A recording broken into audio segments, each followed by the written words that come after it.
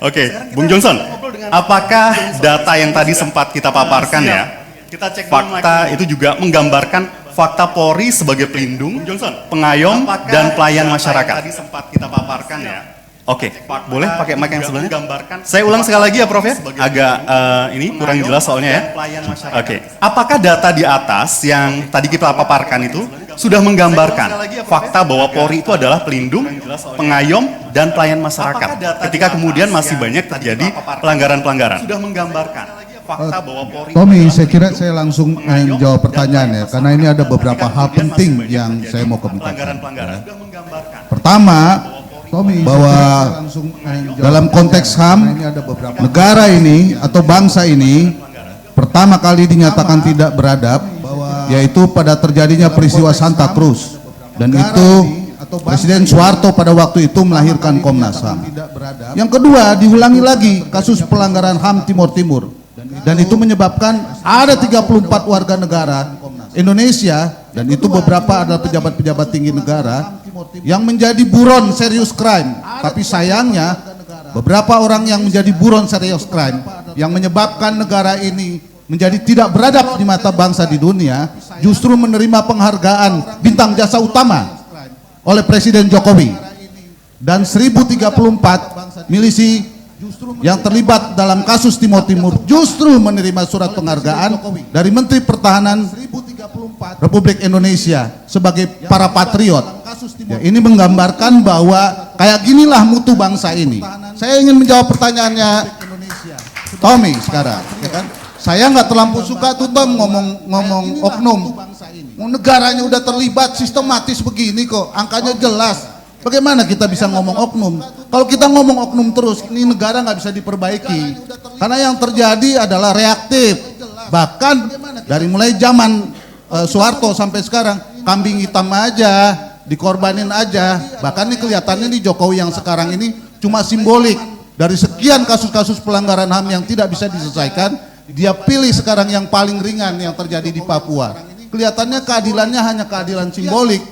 Padahal Indonesia ya di mana-mana sudah sangat terlihat bahwa jaringan circle of impunity, kejahatan tanpa hukuman, pelanggaran hak asasi berat ada di Indonesia, dan orangnya terus-menerus memerintah. Ya, termasuk juga yang terjadi sekarang di kepolisian kita. Jadi saya kira ini bukan hanya di kepolisian, ya, di TNI juga ada, di departemen-departemen juga ada, terutama nih yang menyangkut soal tanah nih, terutama yang menyangkut soal pelayanan umum. Banyak sekali, dan negaranya sendiri sudah mengumumkan bahwa di dalamnya ada mafia. Ya, bukan kata saya, negaranya sendiri. Bahkan kesan saya adalah mafia atau kadang-kadang penghalusan kata dengan kata satgas itu udah kayak proyek aja, proyek simbolik yang sebenarnya memperlihatkan ketidakmampuan negara melawan praktek-praktek mafia yang ada di dalam tubuhnya sendiri. Jadi Tom, itu data polisi itu nggak seberapa dibandingin data-data yang sebenarnya terjadi di masyarakat. Cuman kita harus bedah. Kita bidik jantungnya itu ada di mana permainan itu, baru kita bisa lakukan perubahan. Kalau enggak, kita diskusinya oknum terus, ya. Walaupun sebenarnya negara sudah mengambil keputusan-keputusan yang sangat drastis. Saya kasih contoh, ya. Tentu sangat menyakitkan, di kepolisian 5 angkatan dipangkas langsung naik jadi Kapolri.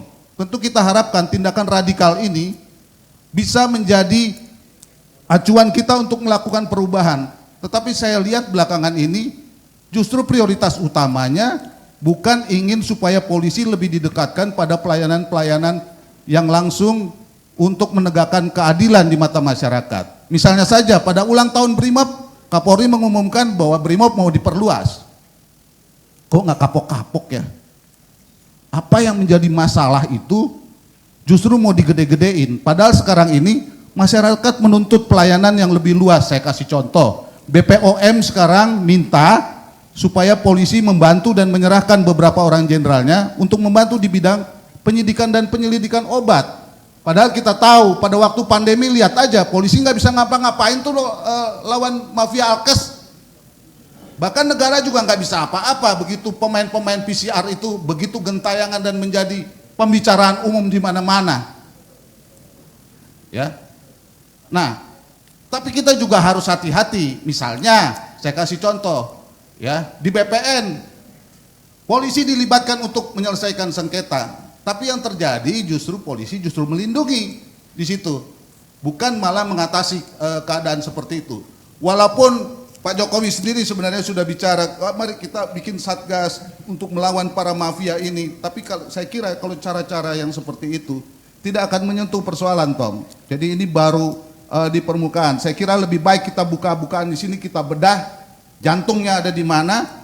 Ya, kalau memang harus diamputasi, kita amputasi sekalian supaya ada perubahan ke arah yang lebih baik sesuai dengan keinginan konstitusi. Bapak-bapak, ibu-ibu, saudara sekalian. Siapa yang memperjuangkan hak asasi sekarang adalah dia menegakkan konstitusi kita. Karena hak asasi sekarang adalah hak konstitusi, bukan hanya sekedar ratifikasi-ratifikasian.